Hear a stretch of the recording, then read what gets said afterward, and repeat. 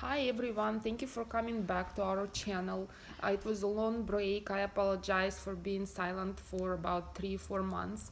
Lots of stuff happened with us. We moved, and that's why it was quite a big break between the videos. But here is our Snowflake.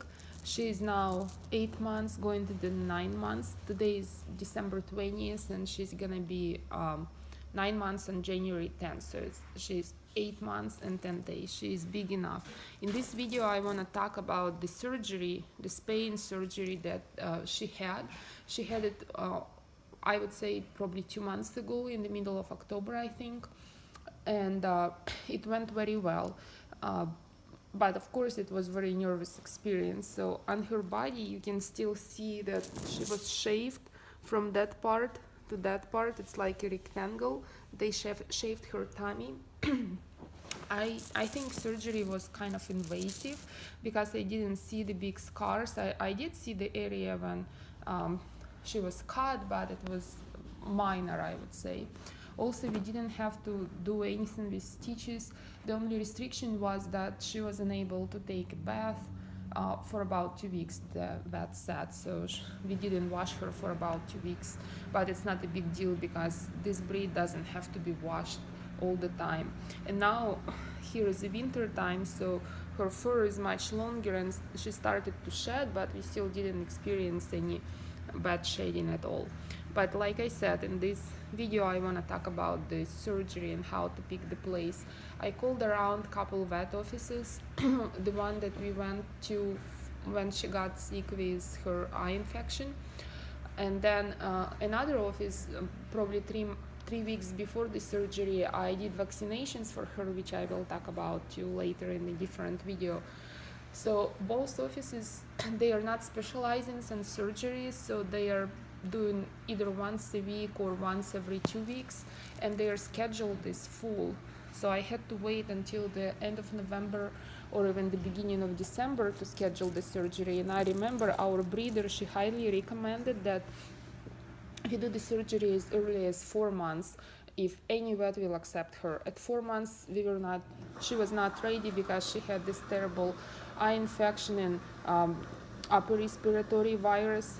So we had to deal with that. Then after she recovered, we had to do the vaccination, and then finally we were able to do it. But I found a place here in our hometown.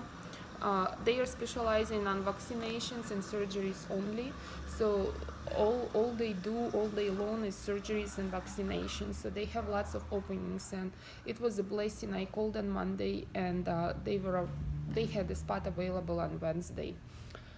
So the recommendations that vet gave, she didn't have to have any food or water after midnight. It was kind of tricky because she is a cat. You cannot explain to her that you cannot drink, and she can drink from everywhere. So we had to remove all her plates for water and food. But not just that, we had to make sure that all the restrooms are closed. There is nothing, no water in a toilet or sink or bathtub. I had to wipe it very well so she's not gonna get any water. And that's it. In the morning she was meowing and asking. I know that she was thirsty, but also the trick with this vet was if they accepting the animals for surgery from 7 a.m. until 9 p.m. and the earlier you bring the animal, the earlier they will be scheduled for surgery unless there is some emergency surgery. So and then if the early surgery is performed, they are releasing the animal same day. If not, the animal has to stay overnight, and I don't know even if that vet office somebody is staying with the animals overnight or they are just keeping them. So I brought her in, very first one. She was one of the first to go.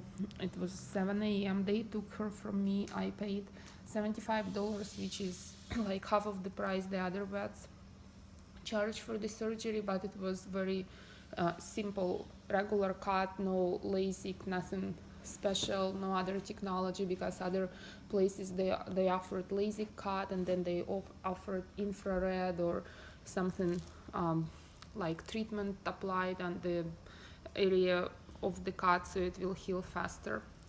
And then at 3 o'clock I was able to pick her up. um, and also she was able to eat it and drink right away if she wants to. She was very quiet, and I would say she was probably in pain, but in the same time I expected much worse. So she survived the surgery very well, I would say. And then maybe up to 3 days I saw that she's not feeling well, but after 3 days she started to recover pretty fast, and now she's happy and healthy and very playful cat or kid. She's both cat and kid. And also what is interesting that after we you probably all remember that she had issues with her eyes and upper respiratory viruses, but after vaccination and surgery was done, within a week she recovered. Her fur started to look much better. It's full and furry. Before it wasn't looking like that.